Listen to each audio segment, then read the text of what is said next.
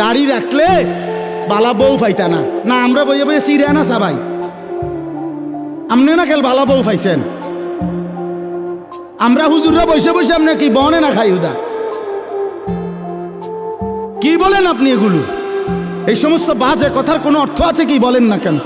শয়তানের ধোঁকা ছাড়া আর কিচ্ছু না, নফসের ধোঁকা ছাড়া আর কিচ্ছু না।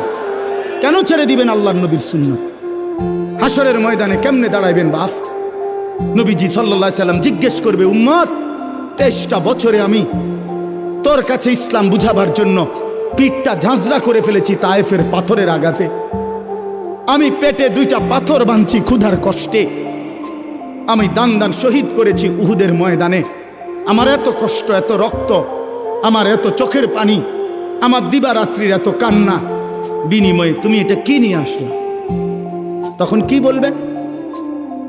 কি বলবেন বাবা?